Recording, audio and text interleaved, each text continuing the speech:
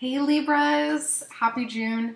So we got a good month coming up because thank God Jupiter is going direct on June 9th. And Jupiter is in Libra, so yeah, we're going to feel it again. We got actually really lucky. The Libras got totally lucky because Jupiter going retrograde allowed us to experience this longer in our sign. So although other people who aren't as influenced by Libra, maybe felt like their luck had run out, way less optimistic, way less, expansive, not really getting themselves out there. I felt like, this is weird, but I felt like racism was everywhere when Jupiter was retrograde because Jupiter really rules that creative whole, looking at people as a part of us and looking at different cultures and different perspectives. So I felt like racism was at its peak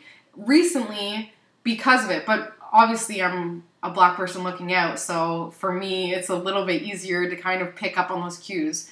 But June 9th, Jupiter is now going direct, so it's going to be great for us Libras for sure. Mercury and Venus are now officially out of retrograde zone, so we're no longer affected by that. Saturn is still retrograde until August 23rd, so we're being tested a lot, like our limits are being tested, our structures, our security, everything is really being tested right now to see whether or not we're going to bend or break. So keep that in mind until August 23rd. Whatever's coming into our lives, it's there as a test, and we've already learned the lesson, so it's really about pass or fail right now. You're being tested. Keep that in mind. Whenever something feels like, what's going on? We're being tested. There was also a huge energy shift that just happened, and that's why a lot of the sensitive people were just not on their game at all. Like, this was crazy. Time was speeding up. Like, I don't even know where May went, but now we can finally feel like slow down a little bit more. The energy shift is finally over. Neptune is going retrograde June 16th. Careful with the drugs, alcohol, because we're going to be a lot more focused on escapism tendencies. We're going to really want to see the unseen world, whether that means mind-altering substances or whether that means meditation or just, being out in nature more and being more spiritually focused. But that's what's going on with Neptune come June 16th. Pluto is still in retrograde. Water signs and anybody affected. If you're born around 1988, you're like me, you're in the Pluto generation, Pluto and Scorpio generation. So we're definitely being hit pretty hard with the Pluto retrograde. A lot of transformations, a lot of inner work, a lot of pretty much having to kill our old selves in order for the new selves to be born. The new moon that just passed in Gemini did affect us air signs because it was in Gemini. That was on May 25th, and that got us talking. That's why if you watch any more of my videos, I'm just talking so quick and so much. I'm trying to get in as much information as possible without diving too deep, and that is literally the embodiment of Gemini. Like, Geminis will know an array of topics, but when you want to get deep, you better hope that they have some water signs in their chart because they're surface levels. They're like, this is what's going on. I didn't even read the article, but I know the headline.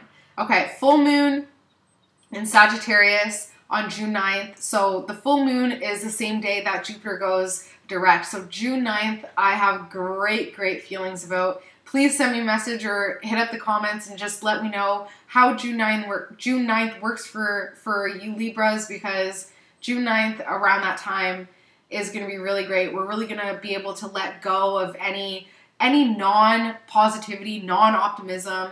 We're going to just release it. We're going to be a lot more joyful, a lot more happy-go-lucky, a lot more lucky, and a more optimistic about what our plans are and just how we're feeling in general. This is going to be a great summer, especially for Libras. Okay, now let's get started. So I'm reading for Libras. Also, I'm going to talk about numerology in the description. I'm just going to post either a link or the calculations to figure out how to find out your personal month, and I just urge you guys to figure it out because I want to start talking more about numerology because it's so incredible and it's so important and it's so applicable that it just allows you to figure out what to expect for your month, for your year, for your life. And then you just feel like you have more control. For instance, last month was Numerology 9, which is all about endings. So last month, I had all these endings, and I was like, okay, good. Like, I knew that it was all based on numerology. I had more control. You know, even if it was going to happen regardless, I just felt like I was in more control. So June is a 6 month, a lot of focus on family and friends, nurturing, over-nurturing, under-nurturing, self-love and care, diet, exercise. Because it's in a 1 universal year, it actually ends up being a 7 universal month in June.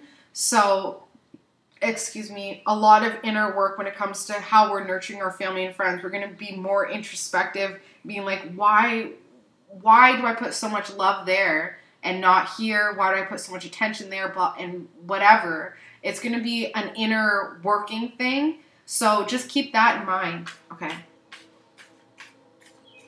June 2017.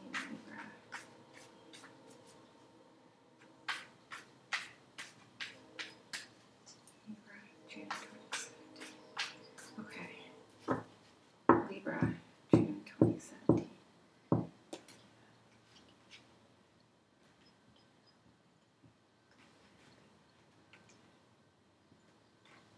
Okay. This feels right. Okay. June 2017 for Libras. Let's go. This is really, great cards at the bottom here. All really powerful cards is the theme here. So something in a relationship, feeling supported by a relationship because you're at a standstill right now. You're kind of just chilling to see what's going on. Power at home and your empowerment at home is really going to feel kind of unbalanced right now. So like I said, feeling supported in a relationship because you're at a standstill right now and wanting that power, like it is empowering you in ways that may not be visible right now, but this standstill is all about sacrifice, letting go, and kind of relinquishing control and power. Like I said, you can have power over certain areas of your life, but some things you just gotta let it flow. So like I said, numerology, yeah, we could have control over what to expect, but does it really mean that we're gonna have control over the exact specifications of that change, of that sacrifice? So the power is really going to be at home and within your family. So home and family are going to see that you're at this standstill.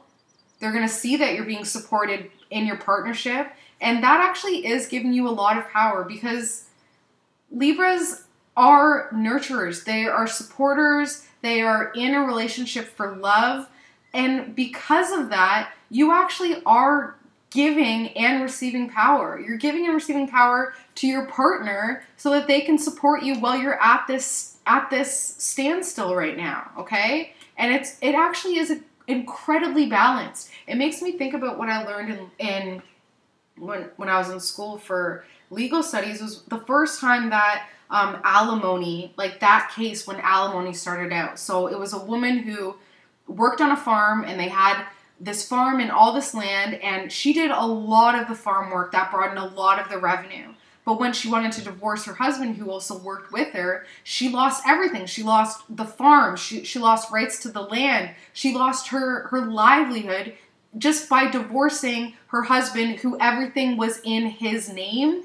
So she was completely empty. And now alimony works in that same aspect because a lot of the times, well, this might be really traditional and sexist, but a lot of the times the woman will stay home while the man is out getting promotions, making the money, bringing home the bacon. Why isn't the woman who stays home and takes care of the house, family, chores, kids, so that the dad or the male archetype can go out and make an income? Why is she then supposed to sacrifice her livelihood because she decides to leave this person? She sacrificed an income in order to raise the kids, so she should be entitled to what her sacrifice entitled the money bringer in her or whatever. So it is balanced. When you're at this standstill, feeling supported by your partner because you're, either not working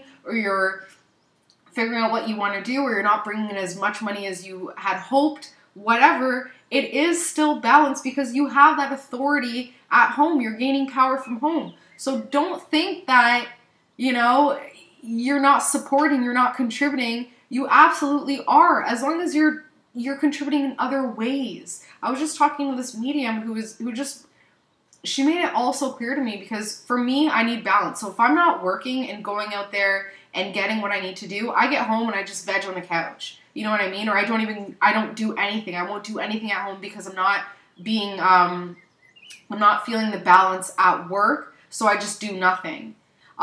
This medium was saying that she knows that her boyfriend brings in more money. So she goes to work, plus she'll do the litter box, plus she'll clean up at home, because then she feels like it's an equal exchange. He's bringing in more money to support and to have this beautiful home and to pay all the bills. What can she do in order to reach that equal level? And that's just by cleaning up, cooking dinner, things like that. So it doesn't have to be a resentment. It could be an equal exchange. So it is balanced. If your partner is supporting you right now while you're at this juncture in your life where you feel like you can't move forward, if anybody's supporting you right now, if there is a one-on-one thing, there's balance because you're powering yourself at home through other obligations. So don't ever diminish yourself to think that, you know, you're less worthy because you're not bringing in more or because you're not doing this. There's balance, okay? So that's the theme.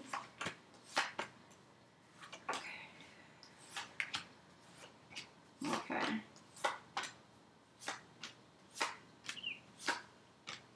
Okay. So, like I said, the theme is just feeling like there's no balance, feeling like there's, you know, this person is supporting you and you can't go forward, you don't have the power, but it's just our own thoughts. Greed, envy, comparison, low vibration, that's what's going on here. I think the problem is with this theme is that you actually have a lot and you've actually done a lot, but it's too comparative. You're too looking at what your friends have, what that person's doing. Oh, well, I'm not working now and everybody's going on vacation and I can't afford it. And it's my fault that my husband works, so blah, blah, blah, blah. It's too comparative. Too comparative. It's burning yourself. You're burning up your own energy by comparing yourself to other people and their accomplishments and where you should be and what you should be doing. The obstacle and the aid is just secluding yourself from that.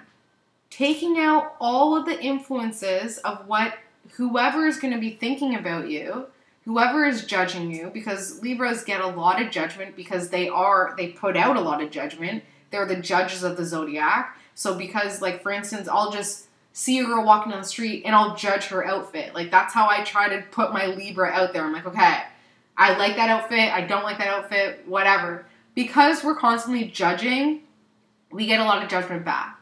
And because of that judgment coming back in, we feel the pressure to do more, to be more, to seem like we have more. But if we could just seclude ourselves and put ourselves in a vacuum for like a second and just question whether or not you're happy with yourself as you and you alone, not based on the perspectives of other people, that's an obstacle because we're Libras, because we live comparatively, because we need that balance, because we need that dichotomy between, you know, what this person's doing and what that person's doing. Because we need that, it's very hard for us to just seclude ourselves into a vacuum. But this is what's needed in order to recognize that it's just greed. It's just, like, I know that word has a negative stigma attached. It doesn't have to. It's just a society that we've been conditioned to living in. Like, right now, my favorite song is that Bruno Mars song, That's What I Like. And that is literally the epitome of Libra. Like, I like those things, so you can enjoy them too. Do you see what I'm saying? So although it may seem like we're not contributing enough because we're not able to, you know, go to a fancy hotel or have an expensive dinner, that doesn't mean that we're not doing well. It just means that in comparison to other people or to where we think that we should be, that's what we think. But if we could just seclude ourselves and realize that on our own, we have so much to be grateful for, and we've come a long way, and we've done incredible, incredible things, we'll be good. Subconsciously, you really want some new money to come in, and subconsciously, new money is there. When this shows up in a spread, especially under the layer, it means it's there, but we're blocking it, okay? So open your arms to it, allow it to come up. The thing is, what's blocking it is a lot of the crap from the past. So how I apply this to my life, which I hope helps you guys, is when I first met my husband, I pretty much just signed my paychecks over to him because we both decided 8 years ago that I was bad with money, that I let it burn a hole in my pocket, that I spent too much on, food for sure and clothes. So back then we were like, you're just in charge of the money. I looked up his chart and I'm like, you're excellent with money. You are good with money, so you're in charge with it. Because of that past decision that I wasn't good with money and that I was just going to, sign my checks over to my husband without even looking at the finances, because of that, I now have no clue what I'm doing when it comes to money. And I have a lot of financial blockers that are preventing money from coming up, okay? So if that resonates for you, where it's like something in the past, either you proved to yourself, you proved to others that you're not worthy of money, or you're not worthy of abundance, you're not worthy of that high-paying job, it's time to let it go. It's time to just call its bluff and say, you know what? We live in an abundant world, especially if you live in North America. It is so easy to get money and to get security and to get those finances in order, as long as we're acknowledging it and saying that we want it. Like, that's really what it comes down to for me. When I told me when I was 16 that money can't buy you happiness, so I latched onto it, and I was like, well, if I have money, I can't be happy. So I choose happiness, so I can't have money. And I'm totally working on that this month to just release that blocker, because it's there under the surface. It's totally there, just waiting to be plucked, waiting to empower us. But we've decided, because of our past, that can't happen, which isn't right. We are worthy. Some deception that just passed, some confusion with that new moon in Gemini that just passed. But the good thing is that we are going to be moving forward. We're going to be moving forward. It might not be an easy path, but we are moving forward for sure. Right now, huge focus on love, huge focus on partnership.